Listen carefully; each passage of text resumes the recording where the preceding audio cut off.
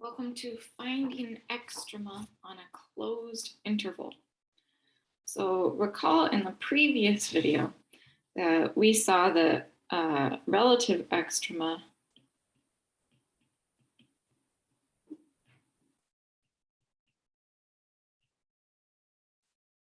can only occur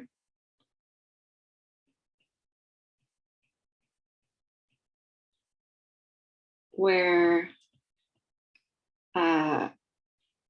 either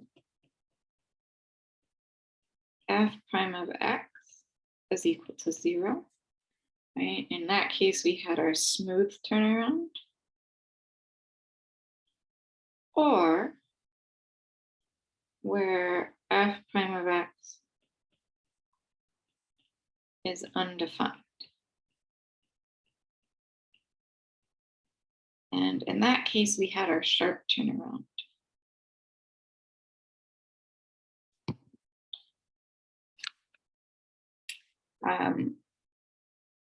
So other than relative extrema, the only other place where we might have a min or a max would be from the endpoints.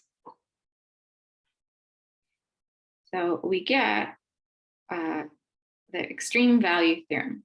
So the extreme value theorem says this is a modified extreme value theorem.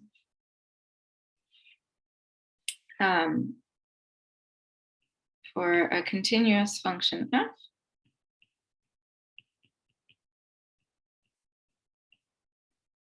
I'm going to add, this is the extreme value theorem extension. So we know that a continuous function, for a continuous function f,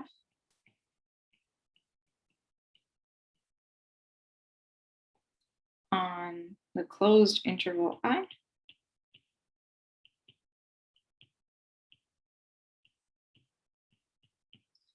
we already know by the original extreme value theorem that there is an absolute max and an absolute min. What we get in addition to that is that the absolute maximum and the absolute minimum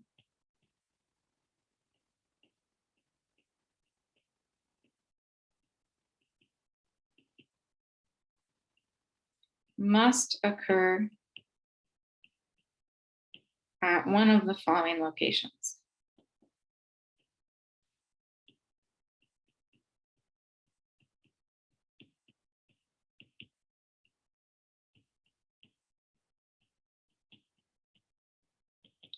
So first up could occur at a relative extrema, so at a critical value.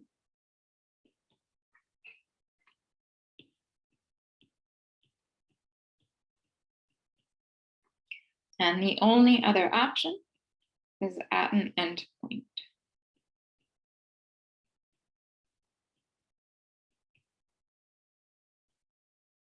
We could also apply this just in general to not even a closed interval, that if there is an absolute max or absolute min, it must occur at one of these locations.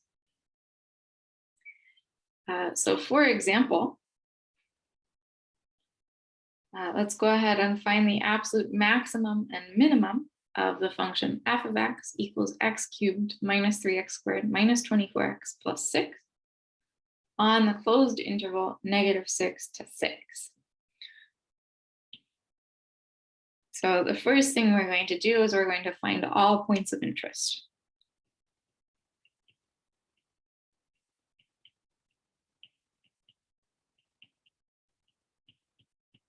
Or all x values of interest. So our endpoints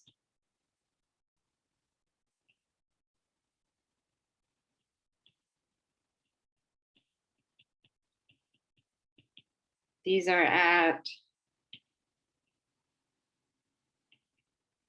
x equals -6 and 6. Those are the easiest ones to find. And then we have our critical values.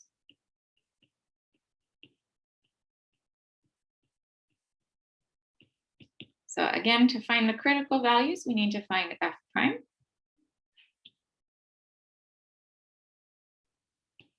So we need to find f prime. So we know that f prime of x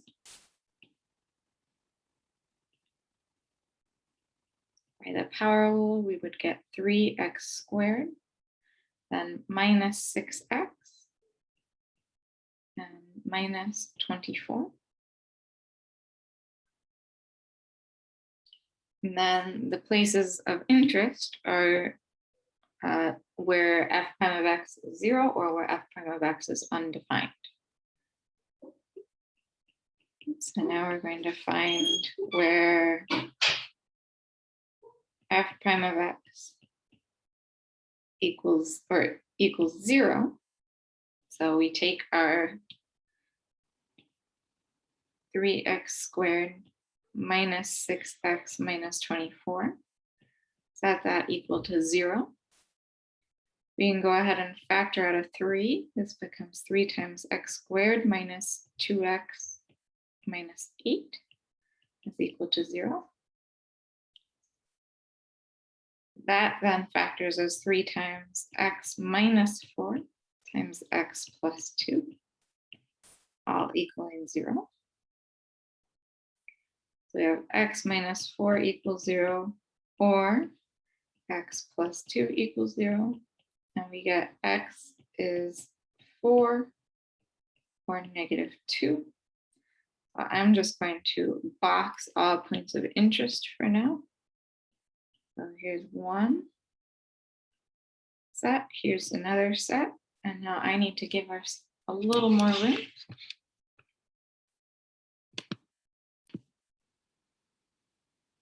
We also need to find where f prime of x is undefined. Oops.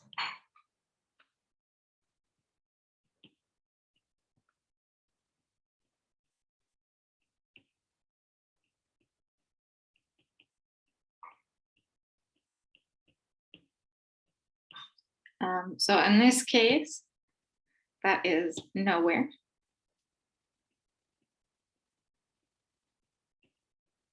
And so we have our critical values.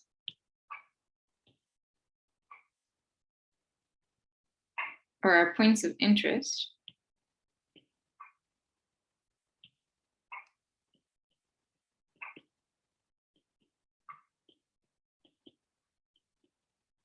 Are those 4 we came up with. So we had negative 6. So x was negative 6, negative 2, 4, and 6 were our points of interest.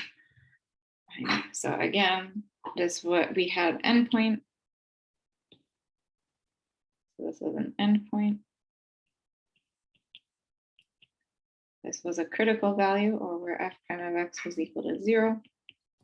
Another where f prime of x was equal to 0. And then another endpoint. So these are our only points of interest. These are the only possible places where we could have an absolute maximum or minimum. So the only step remaining at this point is now to find the y values for each of these points and see which is the absolute max and which is the min.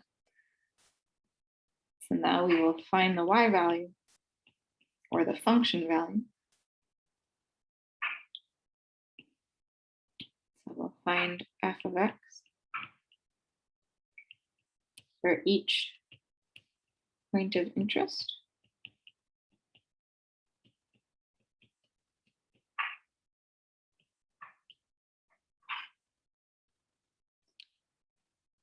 So we have f of negative 6.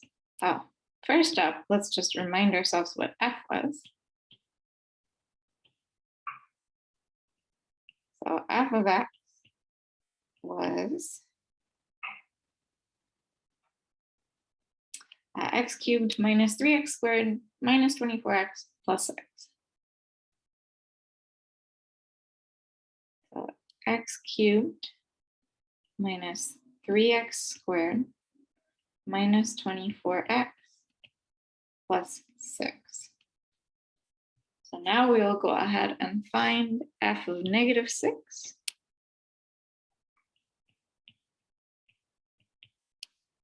Find f of negative 2,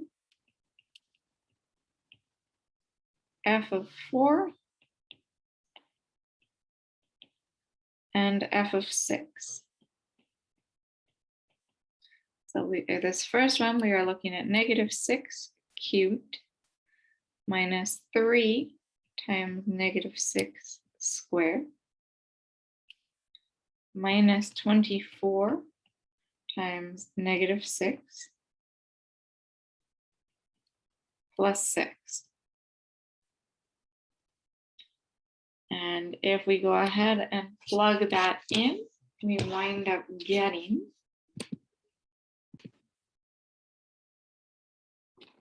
negative 174.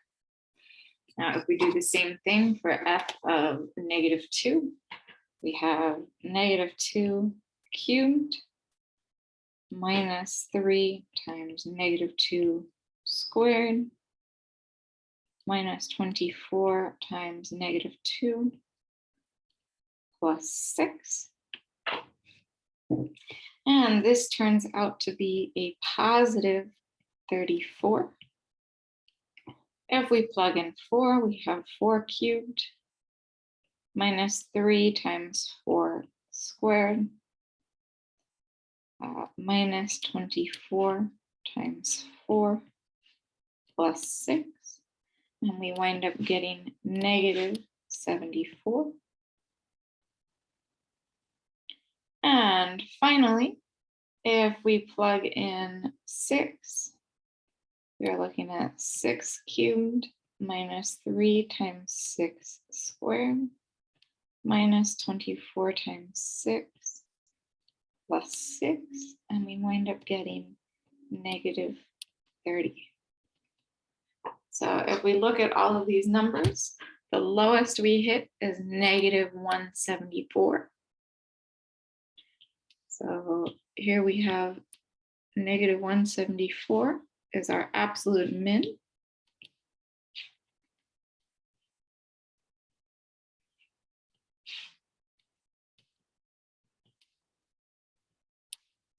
The highest we went was 34. So this is our absolute maximum.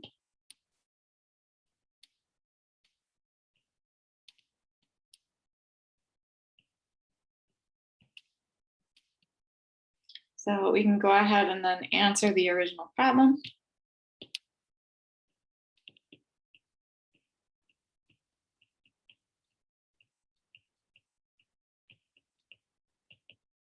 So we have the absolute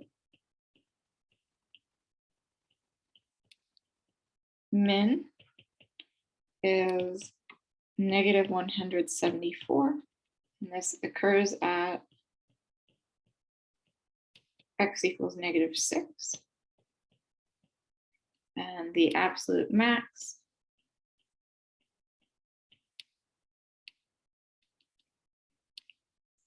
is 34. And this occurs at x equals 6. Sorry, not 6, x equals negative 2.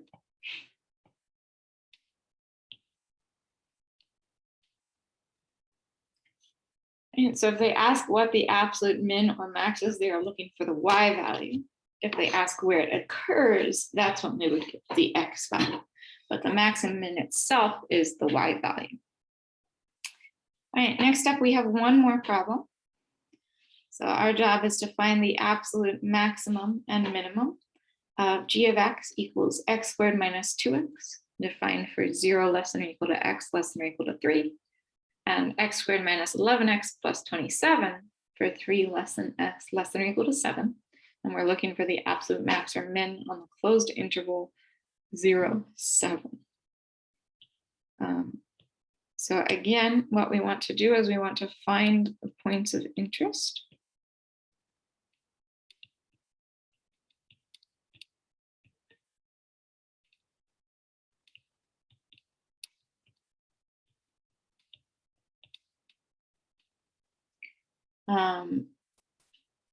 And no piecewise functions, we immediately have a point of interest just where the break is.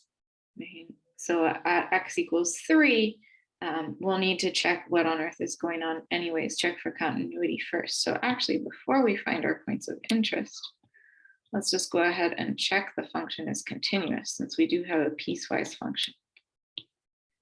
So we'll go ahead and check for continuity. Even if it were not continuous, as long as the two sides of the piecewise function were bounded, they didn't go to infinity or negative infinity, we would still be able to use our technique, but we can check for continuity anyways. So the only point of interest is x equals 3. So let's go ahead and take the limit as x approaches 3 from the left of g of x. We are looking at the limit as x approaches 3 from the left of x squared minus 2x, which is just 3 squared minus 2 times 3, otherwise known as 3. We take the limit as x approaches 3 from the right of g of x. This is the same thing as taking the limit as x approaches 3 from the right of x squared minus 11x plus 27,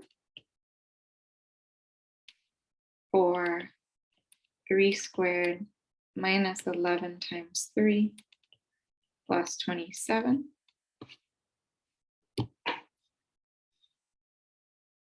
And this again winds up being 3. And then finally, g of 3 itself is just 3 squared minus 2 times 3. So we do indeed wind up getting, again, 3. So these are all match.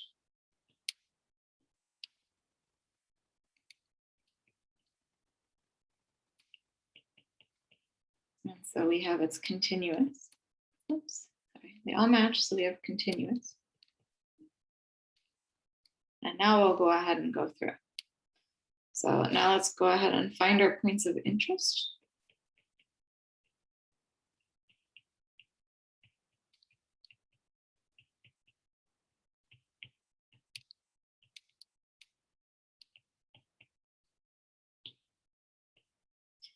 So we have our endpoints.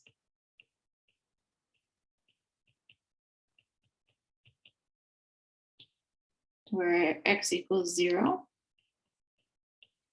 and 7. Next up, we need to find our critical values.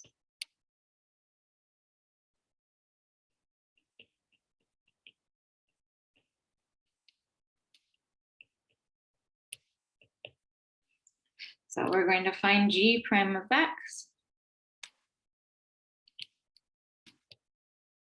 So again, recall g of x was split. We had x squared minus 2x for 0 less than or equal to x less than or equal to 3. And x squared minus 11x plus 27 for 3 less than x less than 7. So we have g prime of x is the first branch would go to 2x minus 2 for 0 less than x less than 3. The second branch would go to 2x minus 11 for 3 less than x less than 7. We can check what's happening at x equals 3.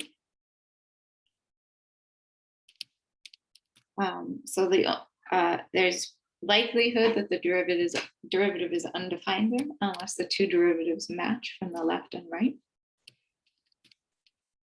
So we're going to find where g prime of x, so we're going to find where g prime of x equals 0. So for 0 less than x less than 3, we have g prime of x is 2x minus 2, set that equal to 0. And we wind up getting that x would be equal to 1. And that does indeed fall in that 0 to 3 window. For 3 less than x less than 7, we have g prime of x is equal to 2x minus 11.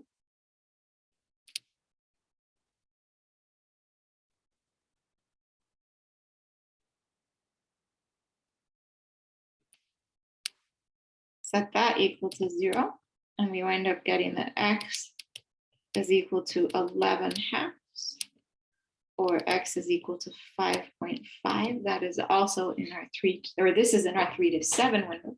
So that one also works. So we have two places where g prime of x is equal to 0. Now we're going to find where g prime of x is undefined.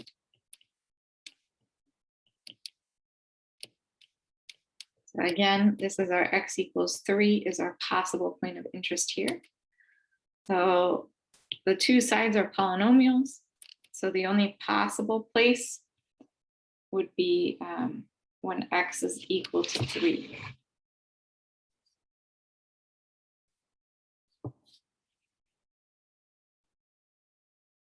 So we're going to check at x equals 3. And so what we're going to do is we're just going to take the limit from the left and right of g prime of x. So coming from the left, this is the limit as x approaches 3 from the left of 2x minus 2, which is 2 times 3 minus 2, or 4. And then we'll take the limit as x approaches 3 from the right of g prime of x. And this is equal to the limit as x approaches 3 from the right of 2x minus 11. And we have 2 times 3 minus 11, and wind up getting -5. So these don't match. So g prime of 3 is undefined.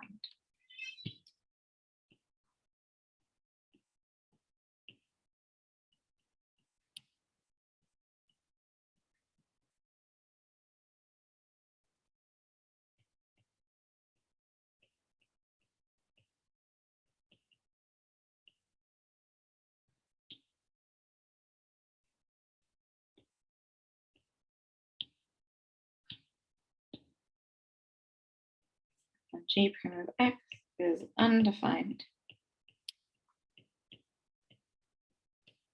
at x equals 3. So now we have all of our points of interest.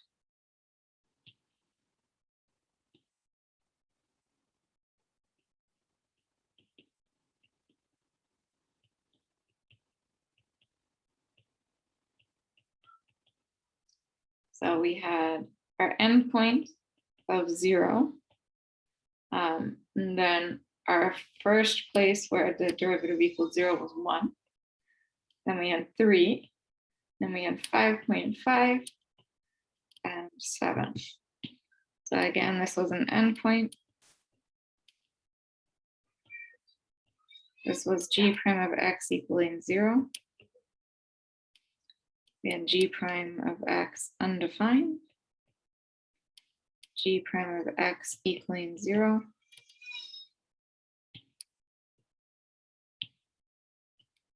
and an endpoint.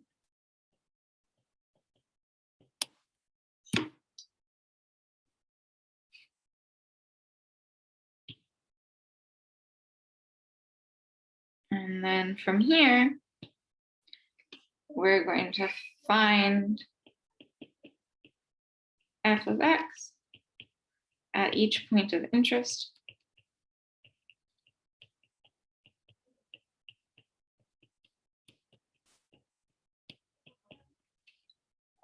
And so we have,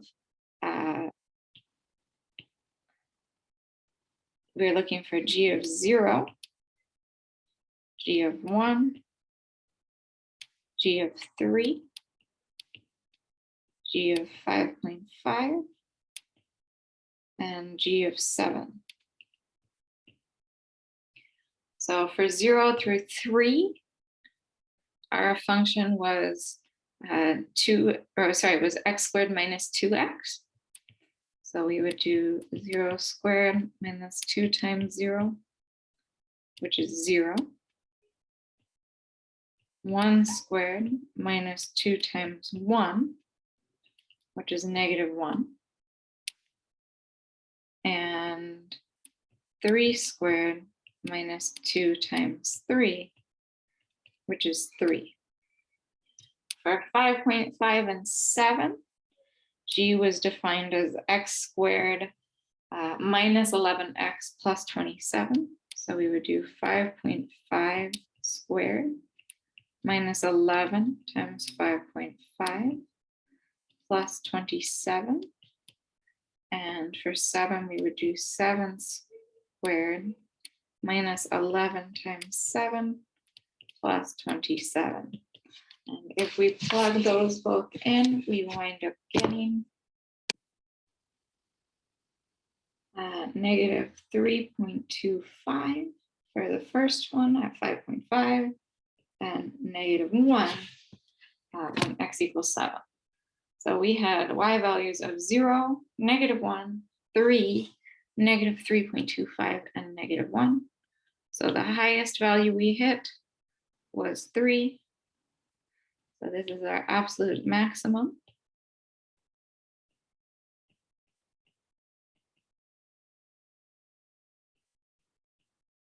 The lowest value we hit was negative 3.25. So this is our absolute minimum.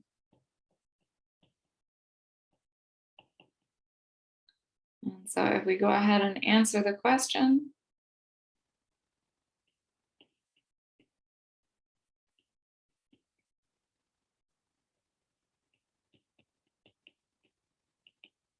we have that the absolute minimum is negative 3.25.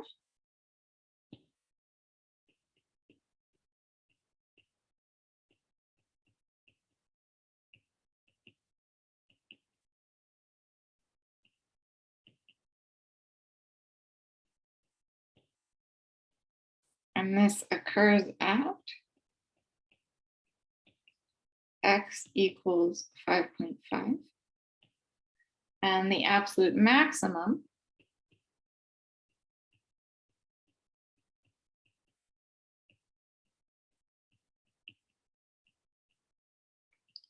is 3. And this happened to occur at x equals 3. Okay, so this is finding the absolute maximum and minimum. I want to just correct something I said earlier about continuity. We do need continuity for this to work. So just a correction about something I said earlier.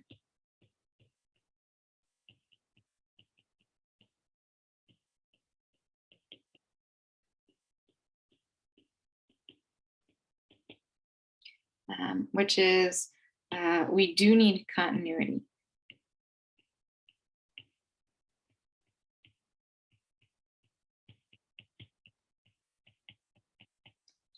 So even if we have a bounded piecewise function, you may still not have an absolute max or an absolute min.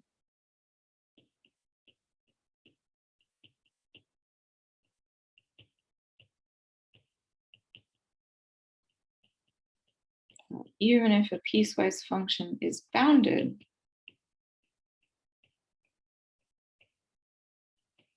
if it's not continuous,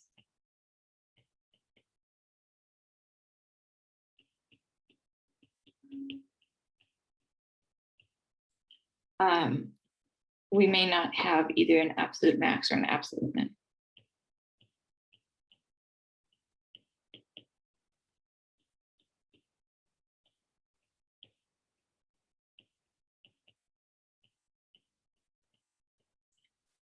And so what I mean by this is we could have a picture where our pieces go, say, closed circle to closed circle, and then the open circle is higher up and going back down.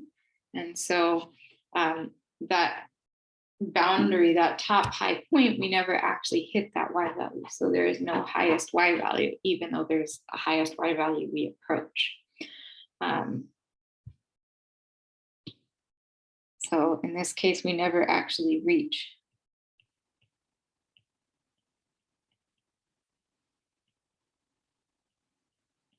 a highest point.